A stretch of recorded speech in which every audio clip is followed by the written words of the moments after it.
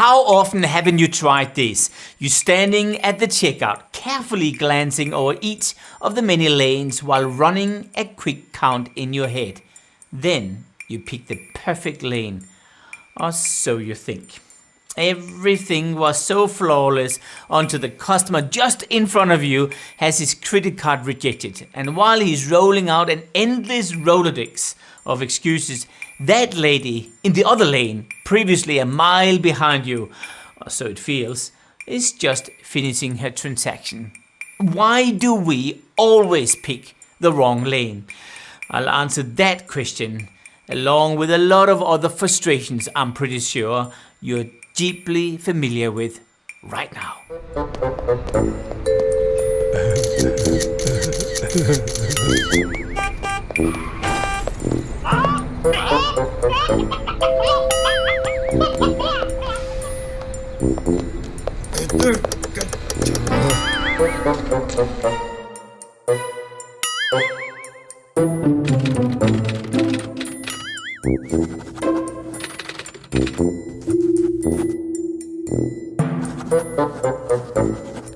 Hey everyone, my name is Martin Lindstrom, bestselling author of The Ministry of Common Sense. And with me I have the wonderful Liza Donnelly. If you recall those amazing drawings in the New Yorker, at the Oscars or Emmys or early morning on CBS, you know Liza.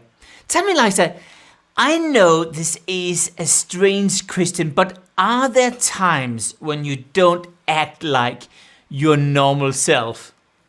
If you mean when I'm driving, yes, I think I normally consider myself a calm and collected person, but when I'm in the car, you find me talking to other drivers. If there's nobody else in the car, mind you, if I'm by myself, and I'm yelling at people, and I'm not a yeller. I don't yell in my normal life, but for some reason in the car, I do. So why do we always pick the wrong lane? I couldn't think of any better person than Tom Vanderbilt to answer that question. Tom writes for Wired, the New York Times Magazine, and for Wall Street Journal, and is the best-selling author of Traffic. Why do we drive the way we do, and what it says about us? Welcome, Tom. Now, before we jump to my Newsweek question, tell me, does driving faster really get you sooner? It's a great question. It's a bit, first of all, thank you, Martin. It's great to be here. But it's a great question, a little bit complicated. I would say on a long highway drive of many hours, yes, it might save you some time if you drive faster. But anytime you're doing sort of a normal drive in sort of suburban or urban conditions, because of just the randomness of traffic, that you never know when you're going to encounter a red light, some sort of congestion. All that time you sort of spend trying to go faster, it just sort of evens out over time. I used to have a joke in New York City. Yeah, it's been studied. Yeah, I mean, the amount of time over an urban trip is so marginal that you've saved, yet you're putting other people at greater risk. And I used to have a joke in New York City when I would see a taxi driver or another driver just blast past me, and I would say, "See you at the next red light," and that was often the case. It's just it all evens out. Okay, everyone out there, did you listen? Speeding ahead in New York City is not really worth it. So let me turn around my question. Does that mean that slower means faster? We might think that, okay, the best way to move as many people as possible down a big highway would be to have everyone drive as fast as possible, right? 85 miles an hour, let's say. Traffic physicists and engineers have studied this, say the answer is no. The actual ideal speed to move the most people through that section of highway in the shortest amount of time would actually be a much lower speed, something like 55 miles an hour. And that sounds very strange, I know, but what happens at some of these higher speeds is that things get very unpredictable.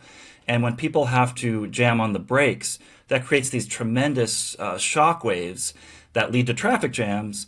And it's a lot easier to get into a traffic jam than it is to get out of one. So if you can sort of avoid the traffic jam, and the metaphor you're talking about there was an engineer at the Washington State Department of Transportation had this great experiment. He had sort of a funnel and a beaker of rice, and he sort of poured the rice very quickly into the funnel. And these are your fast cars, but the rice started to get jammed up in the funnel and would only come out very slowly as each of those grains of rice tried to fight their way out of the funnel. But if you went slower and sort of did a nice gentle pour, all the rice, sort of goes through. So yes, one or two of those grains might go faster, but everyone else is going to be slowed down. So that's the metaphor for traffic. That is really fascinating. So let me pick your brain for a second. Imagine we did an experiment, okay? We took a bunch of cars and had them drive around in a circle in one lane at a speed of, let's say, 50 miles an hour. What would happen then? It's a great question. It's actually been studied by a team of Japanese physicists who they rented a closed track and asked a bunch of drivers to go around exactly like you say. It's something like 38K. And they wondered, is there such a thing as basically a self-generating traffic jam? Or does there always have to be, a crash or a traffic light or like an accident or, something to slow people down? And they found that over time, because people are not robots. They sometimes creep a little bit too close to the vehicle in front of them. They sometimes then brake too hard. And after a while, on this closed circuit, you actually had a traffic jam that, again, took longer to drive out of than it took to drive into. The other day when driving, I noticed a huge traffic accident. And I kid you not, the driver just in front of me was almost crashing into the other car because she was so busy filming it all. Yeah, I mean, this is a huge issue, and humans are by nature curious animals. And I once spent a morning with the California Highway Patrol out on California highways, and one of their jobs in the morning is to drive the roads and make sure they're clear, because the presence of anything on the side of the road in the shoulder, someone dumps an old couch or refrigerator, or there's just some random garbage, or that will actually slow traffic down by a measurable amount. Of course, the bigger the distraction, the bigger the slowdown, and so we're all familiar with this phenomenon of rubbernecking. So you ask, why don't people just speed up and ignore it? Because they want to know what everyone else has seen. Oh my God! Oh my God! And traffic engineers have even tried to come up with a system to combat this by installing huge anti-rubbernecking screens in the sides, in front of crashes on the side of highways. And they found that actually made the situation worse because people slowed down even a little bit more to perhaps try to get a glimpse of what was behind this curtain. So a true lose-lose situation, I guess. Well, that is a perfect transition to the Newsweek question, I guess. Why do we always pick the wrong lane? It's a great question, and I would actually submit to you that I think the real question is, why do we always feel that we've picked the wrong lane? When, because the process of really picking a right lane is actually so random or localized that the idea that there is a right lane, I would suggest, is a myth. But what happens, this is something that's quite common, and as much as I've studied it, I still fall victim to it myself all the time. So there's don't feel like I'm some kind of, I'm some sort of moral high ground here. But you're driving along and you just have that, you look to the side, maybe your lane slows down a little bit, and people to the right or left of you seem to be making so much more progress, and you think, oh, I'm going to change lanes to get to that lane.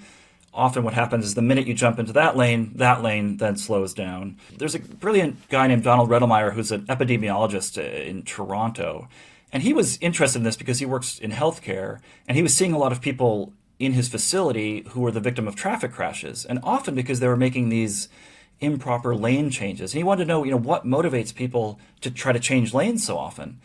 And he actually went out and filmed real traffic along with some help and made some computer models. And he found this interesting phenomenon that seems to happen that, we actually, because of the orientation of driving, we're looking forward most of the time, something like over 90% of the time.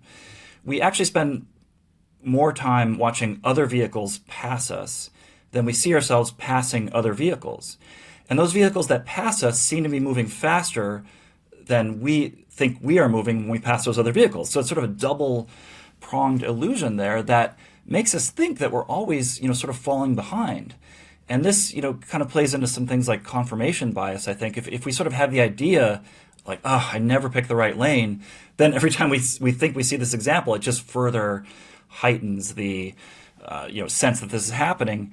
And I think it does play into one other important human element of psychology here, which is called loss aversion, something identified by Richard Thaler, which is that, we register losses more powerfully, more emotionally than we acknowledge the receipt of gains. So, for every 5 cars, that pass us is like a dagger to the heart, but then we suddenly whisk by 5 other cars and we barely notice it.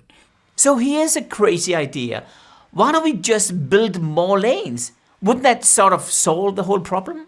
It sort of does in the beginning. Suddenly there's this nice new facility and, life is good. But then what happens after 6 months, a year, maybe 2 years is that, the message gets out that, hey, there's this great new road. It's fast and people migrate to that. And suddenly you're sort of back to square one, which, this has led a lot of transportation engineers to the idea that this mantra that you can't build your way out of congestion, especially in a place like New York City or Paris or London, a very dense built-up city. There's simply no room, and the cost would be tremendous to try to build a new highway. So the emphasis is, how can we manage the demand? Exactly. It reminds me about when I was in Sydney in Australia during the 2000 Olympic Games, and everyone in the city said, "Get out of the city during the Olympic Games. It would become a nightmare." So everyone left the city, and I tell you, I never experienced a better traffic condition in Sydney than then. Ever. Even through the height of the Olympic Games, there was basically no traffic. I think it says it all. Tom, what a pleasure to have you on the show. I have to be honest, I learned absolutely nothing about how I find the right lane, but I certainly learned a lot about how crazy we are, and I really appreciate it. Liza, I already feel stressed when I'm looking at your illustration. What's the thinking behind your amazing drawing? Oh, well, yeah, sometimes you try to get the stress feeling in the lines that I draw to get the feeling there. Yeah, one of my pet peeves when I'm driving is I'm in a particular lane and I see the other lane going faster. There's a traffic jam and they're going faster, and I'm thinking, why are they getting ahead and I'm not, and I'm going to be late for this appointment, and I'm a loser because I never get it right. So I feel this tension in myself, and I try to convey that in the drawing because I think we all feel that, right? I love it. So perhaps even Isar, the American humorist, was right when he was saying the car was invented as a convenient place to sit out traffic jams. Thanks everyone for watching. I hope to see you again soon at a new episode of Why Do We with Newsweek. Bye for now. Thank